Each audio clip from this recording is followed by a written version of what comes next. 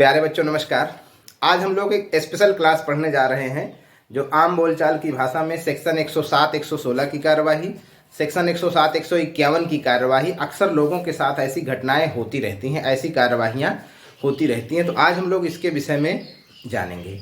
दोस्तों, कल हमारा किसी के साथ झगड़ा हो गया और हमने 100 नंबर पर फ़ोन डायल करके पुलिस को बुला लिया। पुलिस आई, दोनों पक्षों से बातचीत किया, दोनों पक्षों को समझाया बुझाया और पुलिस चली गई कि आप लोग शांति व्यवस्था बनाए रखें, झगड़ा ना करें। लेकिन 2 दिन बाद हमारे खिलाफ एसडीएम कोर्ट से एक नोटिस आ जाता है और नोटिस देखते ही जो है आदमी घबरा जाता है कि हमने ही पुलिस कंप्लेंट किया, हमने ही पुलिस बुलाया और हमारे ही खिलाफ नोटिस आ गया कोर्ट से। सेक्शन 111 सीआरपीसी जिसमें लिखा होता है कारण बताओ नोटिस, एसडीएम मजिस्ट्रेट यानी कि उप जिला मजिस्ट्रेट जो है एक नोटिस भेजता है कि आप कारण बताइए कोर्ट में आकर कि आपके खिलाफ क्यों ना आपको है मुचलका भरना चाहिए, क्योंकि जिससे कि शांति व्यवस्था भंग ना हो। ये कार्यवाही दोनों पक्षों के ऊपर की जाती है। अब यहाँ पर समझने वाली बात यह है कि ये मामला कोर्ट तक कैसे पहुँच गया। हमने तो केवल पुलिस बुलाया था, लेकिन ये मामला एसडीएम यानी कि उप जिला मजिस्ट्रेट के पास कैसे पहुंचा। तो पुलिस का काम क्या होता है, पुलिस जब यहाँ से इंक्वायरी, यहाँ से जांच करके गई तो उसके बाद उसने एक चालानी रिपोर्ट बनाया। वहाँ पर थाने में उसने एक जनरल डायरी होती है, जनरल डायरी में अपना केस रजिस्टर्ड किया, GD number, GD case, GD types registered करके उसने सीआरपीसी के सेक्शन 107 में, सीआरपीसी के सेक्शन 107 के द्वारा एक चालानी रिपोर्ट बनाकर वह सीधे उप जिला मजिस्ट्रेट के पास अर्थात एसडीएम कोर्ट के पास अर्थात कार्यपालक मजिस्ट्रेट के पास भेज देती है और उनसे एक रिक्वेस्ट करती है कि इन अभियुक्तों के खिलाफ 116(3) में, सेक्शन 116(3) में इनके खिलाफ एक बेल बांड या ये मुचलका क्यों ना भरवाया जाए, नहीं तो शांति भंग होने का खतरा रहता है।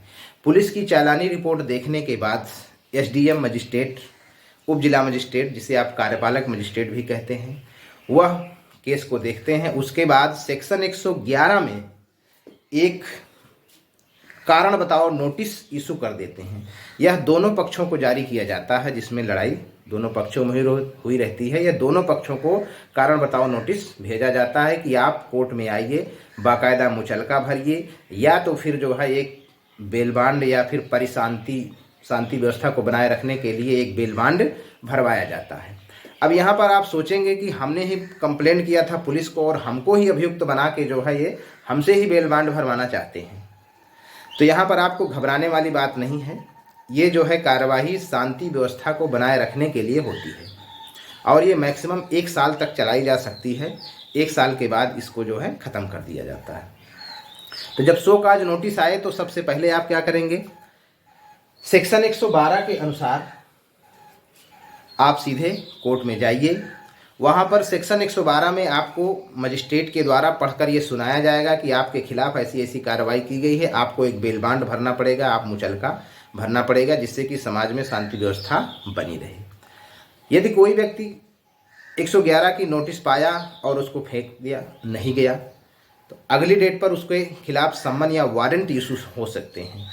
तो सेक्शन 113 में सम्मन या वारंट इशू हो जाता है, फिर पुलिस आपको गिरफ्तार करके ले जाती है। उसके बाद 114, 115 में क्या होता है कि हाजिरी माफ़ी आपकी बन जाती है। अगर कोर्ट को ये लगता है कि ये पर्सन वृद्ध है या ज़्यादा बीमार है तो आपको जो है उपस्थित होने से मना कर देते हैं कि आपको कोर्ट आने की ज़रूरत नहीं है, आपका अधिवक्ता ही, आपका एडवोकेट ही जो है यहाँ पर बियर हो जाएगा और कोर्ट उसको ही सेटिस्फैक्ट्री मान लेगी। उसके बाद आता है सेक्शन 150। अब सेक्शन 150 क्या कहता है कि जब हमने 100 नंबर पे फ़ोन डायल किया था तो ये समझिए कि सेक्शन 150 यह पुलिस को पावर देता है कि यदि किसी व्यक्ति के द्वारा या यदि पुलिस को ऐसा लगता है कि इस एरिया में, इस क्षेत्र में शांति व्यवस्था को भंग हो सकती है, यहाँ पर कोई आपराधिक कृत्य हो सकता है, या किसी व्यक्ति के सूचना के आधार पर पुलिस उस कार्यवाही को करती है। और सेक्शन 111 में यदि ज़्यादा गंभीर मामले हैं तो उसको गिरफ्तार करके तुरंत मजिस्ट्रेट के पास भेज देती है।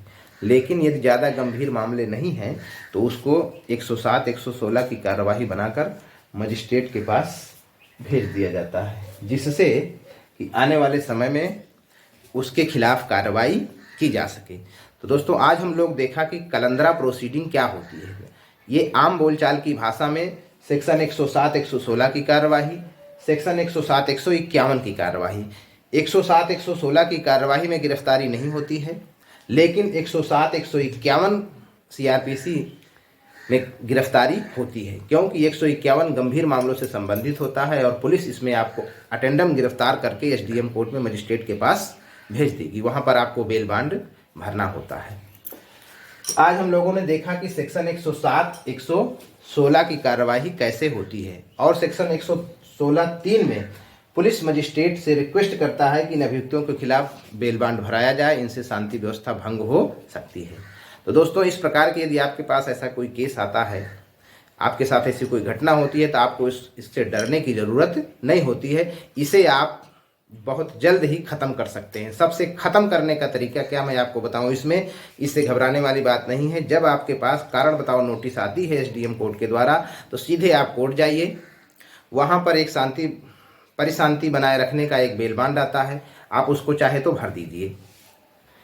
यदि आपको लगता है कि हमारी भी थोड़ी गलती है या अपराध को आप स्वीकार करते हैं, तो आप वो बेल बांड भर दीजिए।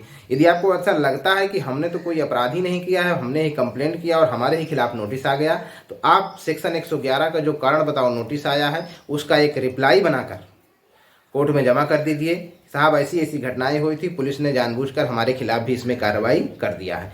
और साथ ही साथ एक अंडरटेकिंग दे दीजिए। अंडरटेकिंग देने से ये फ़ायदा होता है कि आप इस अपराध को स्वीकार नहीं करते हैं, उसमें आप बाकायदा लिखते हैं कि पुलिस की चालानी रिपोर्ट जो है वो गलत है, हाँ हमारे खिलाफ कोई मामला नहीं बनता है, लेकिन पुलिस ने हमारा भी नाम शामिल कर लिया है। भविष्य में हम कोई भी शांति व्यवस्था ऐसा काम नहीं करेंगे जिससे कि शांति व्यवस्था भंग हो सकती है। तो ये आपका जो अंडरटेकिंग रहेगा, इससे आप इस केस को स्वीकार भी नहीं करते हैं और आने वाले समय के लिए एक आप अंडरटेकिंग भी कर देते हैं कि हाँ ऐसी कोई ऐसा कुछ हम भविष्य में नहीं करेंगे। तो वहीं पर मजिस्ट्रेट आपका ये केस जो है ख़त्म कर देगा, आपको दोबारा वहाँ पर नहीं बुलाया जाएगा। यदि ये वीडियो आपको अच्छा लगे और इसमें से थोड़ा सा भी कुछ आपको अच्छा लगे, तो आप इसको लाइक और शेयर सब्सक्राइब जरूर करें। जय हिंद, जय भारत।